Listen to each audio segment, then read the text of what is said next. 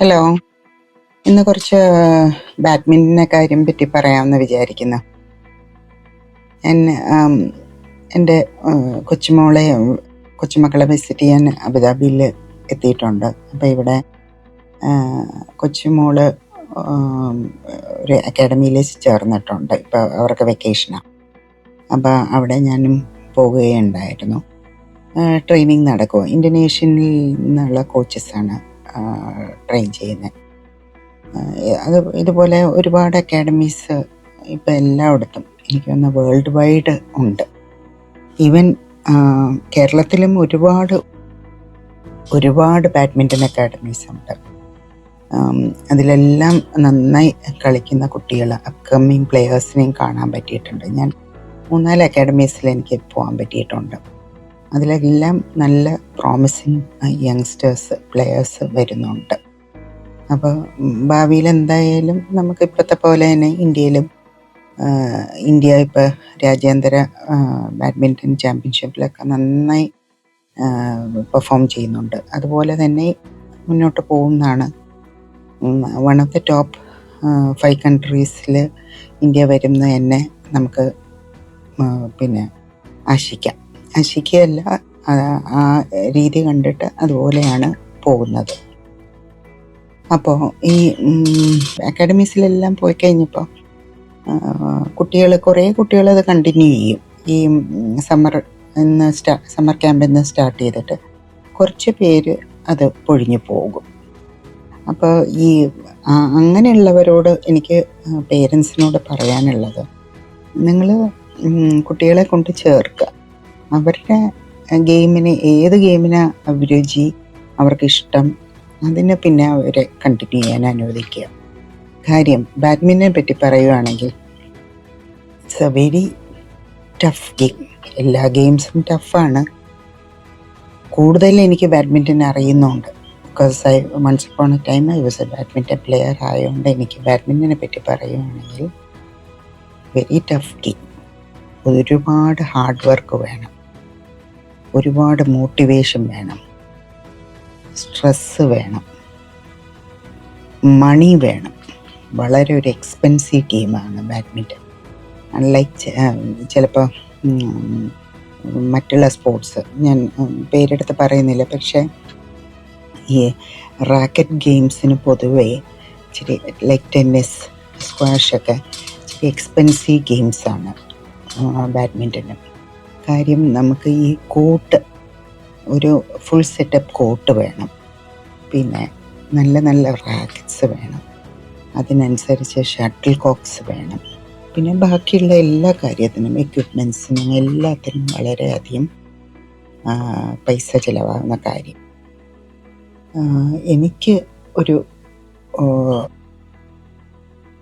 ഞങ്ങൾക്ക് ഒരു പക്ഷേ പണ്ടുള്ള 70s കളിച്ചിരുന്ന പ്ലെയേഴ്സിന് ഉള്ള ഒരു അഡ്വാൻറ്റേജ് അല്ലെങ്കിൽ ഉള്ള ഒരു പ്രയോജനമുണ്ടായിരുന്നത്, ഞങ്ങൾ കുറേ പേര് FACT എന്നായിരുന്നു.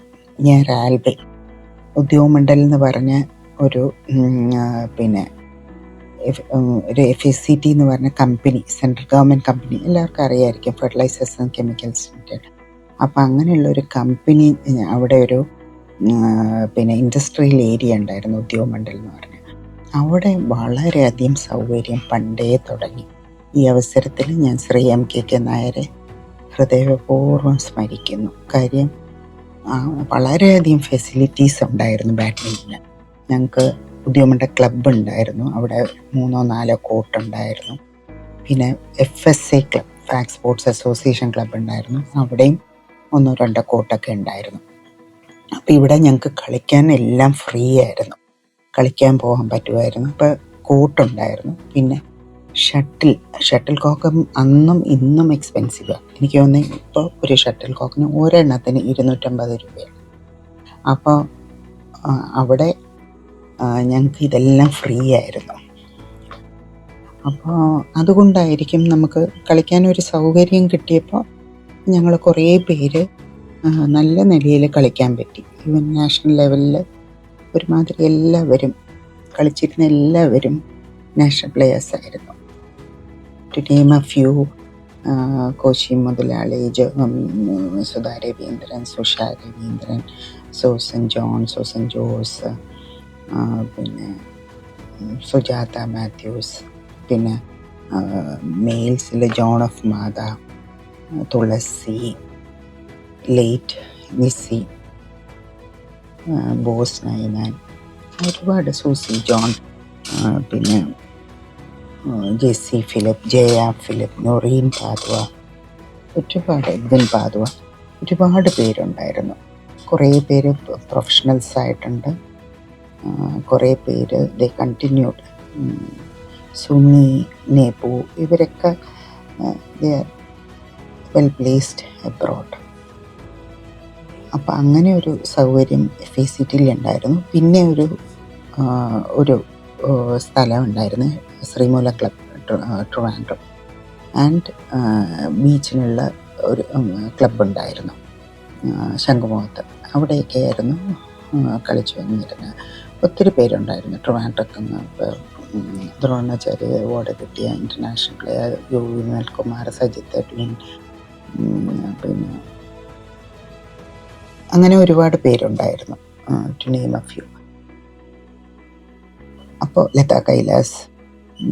അപ്പോൾ ഇന്ന് അങ്ങനെയല്ല.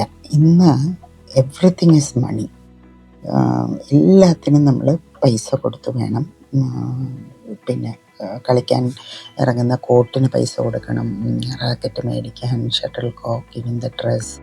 പിന്നെ നമ്മുടെ ഫുഡ് തന്നെ മാറിയിട്ടുണ്ട്. ഇപ്പോൾ സ്പോർട്സ് ഡയറ്റ് എന്ന് പറഞ്ഞാൽ നല്ല എക്സ്പെൻസീവ് ഡയറ്റാണ്, ബാലൻസ്ഡ് ആയിട്ട് കിട്ടണം. ഞാൻ പറഞ്ഞു വരുന്നതെന്ന് വെച്ചാൽ, പേരൻസ് കുട്ടികളെ, അവരുടെ ആഗ്രഹം ഉണ്ടാവും നമ്മുടെ കുട്ടികൾ നന്നായി കളിച്ച് നല്ല നിലയിലെത്തണം. കാര്യം സ്പോർട്സുകാർക്ക് ഇപ്പോൾ ലോട്ട്സ് ഓഫ് ഓപ്പർച്യൂണിറ്റീസ്. പിന്നെ അവർക്ക് പ്രത്യേക സീറ്റുണ്ട് പ്രൊഫഷണൽ കോളേജസിൽ. മിക്ക കോഴ്സിനും സ്പോർട്സ് കോട്ടയുണ്ട്. പിന്നെ അവർക്ക് നല്ല ജോലികൾ കിട്ടും, they can get good jobs.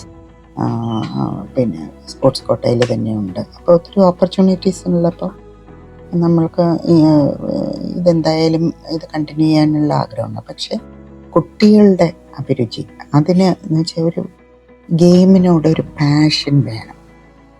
നമ്മൾ ഒരു ഗെയിമിനെ സെലക്ട് ചെയ്യുമ്പോൾ അതിൻ്റെ പ്രോസ്പെക്ട്സ് മനസ്സിലാക്കണം. നമ്മൾ എന്താണ് അതുകൊണ്ട് ഉദ്ദേശിക്കുന്നതെന്ന് മനസ്സിലാക്കണം. ഇത് നമ്മളൊരു പ്രൊഫഷണൽ കോളേജിൽ കയറാനാണോ, അതോ ഒരു പ്രൊഫഷണൽ പ്ലെയർ ആവാനാണോ? നമ്മുടെ ഒരു 30-35 വരെ ഇതൊരു പ്രൊഫഷനായിട്ട് കൊണ്ട് നടക്കുക. അറ്റ് ദ സെയിം ടൈം നമുക്ക് എവിടെയെങ്കിലും ജോലി കിട്ടുവാണെങ്കിൽ നമ്മൾ ഒന്ന് ഫിനാൻഷ്യലി സെറ്റിൽഡ് ആവും. പിന്നെ ഗെയിം കണ്ടിന്യൂ ചെയ്യുക. ഓർ എവിടെയെങ്കിലും ജോലിക്ക്, ഇപ്പം നമ്മൾ വലിയ പ്രൊഫഷണൽ പ്ലെയർ അല്ലെങ്കിലും ഒരു ജോലി കിട്ടാൻ സാധ്യതയുള്ള അച്ചീവ്മെൻറ്റ്സ് ആണെങ്കിൽ നമുക്കതും മതിയാവും. അപ്പം എന്താ നമ്മുടെ ഐഡിയ എന്ന് നമ്മൾ അതാദ്യം തീരുമാനിക്കണം. ഞങ്ങൾക്കൊക്കെ കൂടുതലും പ്രൊഫഷണൽ കോളേജസിൽ ജോയിൻ ചെയ്യാനായിരുന്നു ആഗ്രഹം. കുറേ പേര് സ്പോർട്സ് കോട്ട ഞങ്ങൾ പിന്നെ ഗെയിം കൊണ്ട് സ്പോർട്സ് കോട്ടയിൽ കയറി. അത് കഴിഞ്ഞിട്ട് വി കണ്ടിന്യൂ വിത്ത് സ്റ്റഡീസ്. നമ്മൾ സ്റ്റഡീസിലോട്ട് തന്നെ പോയി. കാര്യം പ്രൊഫഷണൽ കോളേജിൽ കയറി കഴിഞ്ഞാൽ പിന്നെ വലിയ ബുദ്ധിമുട്ടാണ്, കളിയും പ്രൊഫഷനും കൂടി കൊണ്ട് നടക്കാം.